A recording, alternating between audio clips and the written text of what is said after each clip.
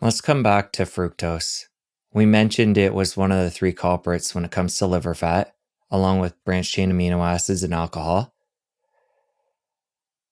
Let's talk about physiology of fructose entering the body, the liver, and beyond.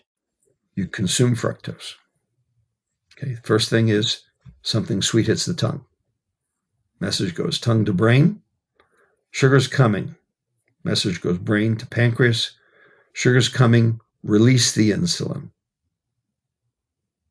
Now, if the something sweet turned out not to be fructose, but to be, say, an artificial diet sweetener, you still get the message, release the insulin.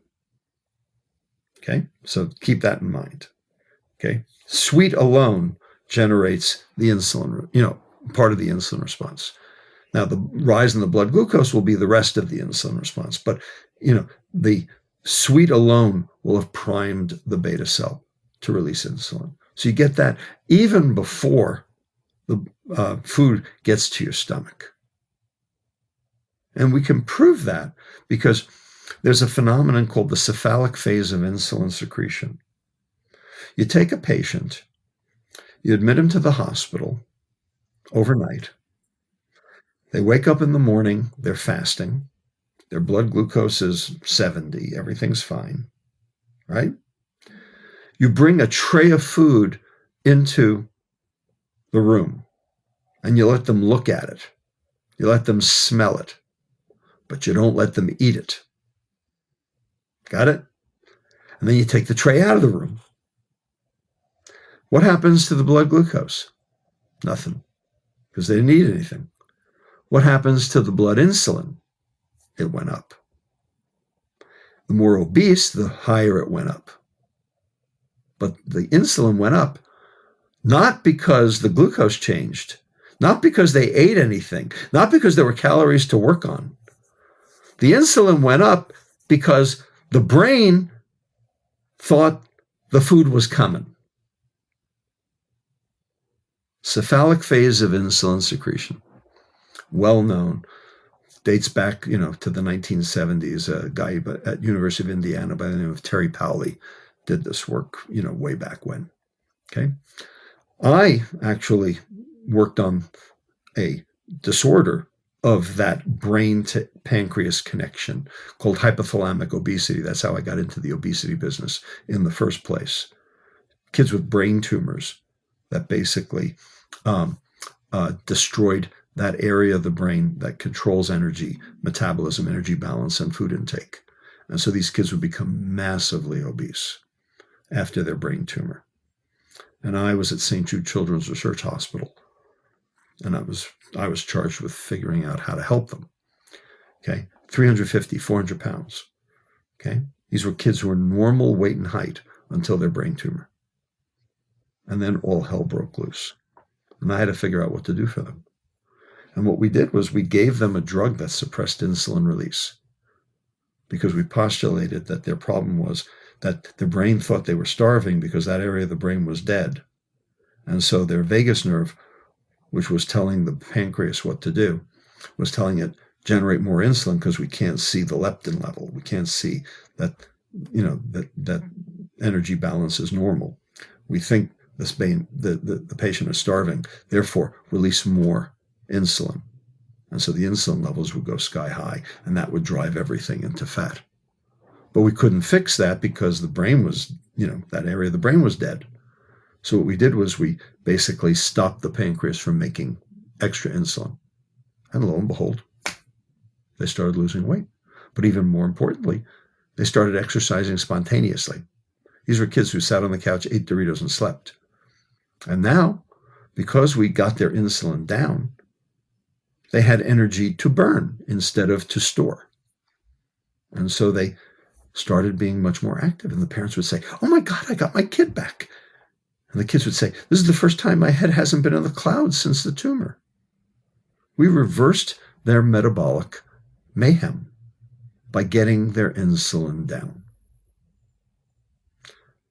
And that's just at the level of the tongue.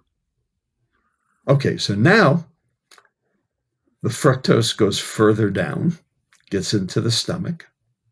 Okay, it doesn't do anything in the stomach, but then goes into the duodenum. And then the question is, what happens to it there? And several things happen to it there. The first is that your intestinal cells can actually turn fructose into fat. Intestinal de novo lipogenesis. And so about 10% of the fructose load will get turned into fat in the intestine right away and get absorbed through the lacteals and into the lymphatic system and come out. And they're chylomicrons, and they get circulated and they go to the liver and they get cleared. Just 10% of the fructose load. But that leaves 90% of the fructose load still there. And what happens then? So there's an enzyme in the intestine, and it's called TXNIP, thyrodoxin inhibitory protein. And this enzyme basically ratchets up the ability to absorb fructose. So if you've never seen fructose and you get a big bolus, you don't absorb it. And the reason is because you haven't activated this enzyme yet. And so you end up with bad diarrhea. And pretty much anybody who goes crazy on Halloween knows about bad diarrhea. It's because they hadn't activated enough of their TXNIP. Okay? But if you had Halloween every day, then you wouldn't get diarrhea. You'd get fat instead. And it's because you ratcheted up your TXNIP. This is work from Richard Lee at Harvard, of this whole TXNIP thing. Okay.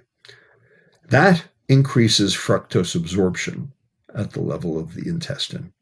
And then that fructose goes to the liver. And the GLUT5 transporter in the liver will suck that fructose out of the portal system to a point. There's a limit to how well that GLUT5 transporter will work. If you over